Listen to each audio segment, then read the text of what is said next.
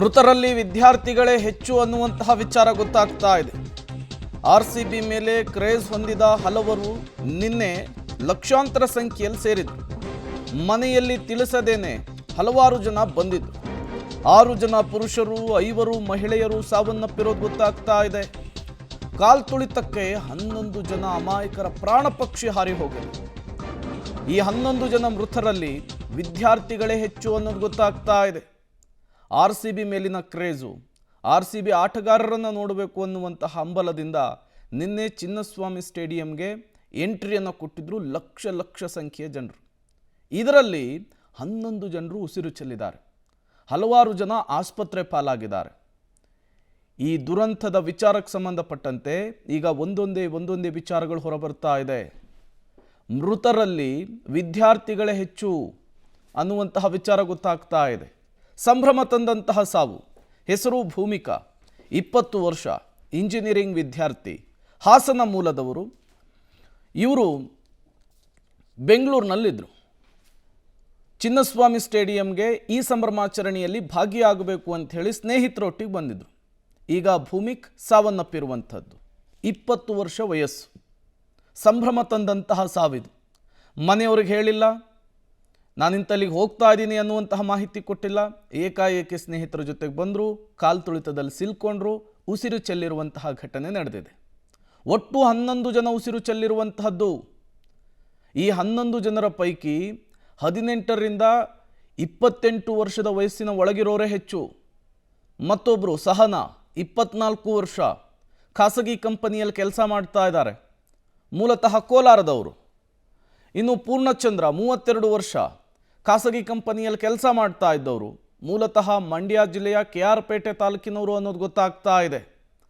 ಅದರ ಜೊತೆಗೇನೆ 22 ವರ್ಷದ ಪ್ರಜ್ವಲ್ ಟೆಕ್ಕಿಯಾಗಿದ್ದರು, ಯಲಹಂಕದಲ್ಲಿ ಅವರು ವಾಸವಾಗಿದ್ದರು. ಹೆಸರು ಚಿನ್ಮಯ್, 19 ವರ್ಷ, ವಿದ್ಯಾರ್ಥಿ ಇವರು ಅನ್ನೋದು ಗೊತ್ತಾಗ್ತಾ ಇದೆ. ದಿವ್ಯಾಂಶಿ, 13 ವರ್ಷ, 9ನೇ ತರಗತಿ ವಿದ್ಯಾರ್ಥಿ, ಬೆಂಗಳೂರಿನವರೇ. ಮೂಲತಃ ಚಿನ್ನಸ್ವಾಮಿ ಸ್ಟೇಡಿಯಮಿಗೆ ಬಂದಿದ್ದರು, ಕಾಲು ತುಳಿತದಲ್ಲಿ ಸಿಲ್ಕೊಂಡು ಸಾವನ್ನಪ್ಪಿದ್ದಾರೆ. ಅವರ ಏಜನ್ನು ನೀವು ಗಮನಿಸ್ತಾ ಇದ್ದೀರಿ, 15ರಿಂದ 30 ವರ್ಷದ ಒಳಗಿನವರೆಲ್ಲರೂ ಕೂಡ. ಶ್ರವಣ್, 20 ವರ್ಷ, ಡೆಂಟಲ್ ಕಾಲೇಜ್ ವಿದ್ಯಾರ್ಥಿ ಅನ್ನೋದು ಗೊತ್ತಾಗ್ತಾ ಇದೆ. ಮೂಲತಃ ಚಿಂತಾಮಣಿ. ಆರ್ಸಿಬಿ ಸೆಲೆಬ್ರೇಷನ್ನಲ್ಲಿ ಭಾಗಿಯಾಗೋದಕ್ಕೆ ಬಂದಿದ್ದರು.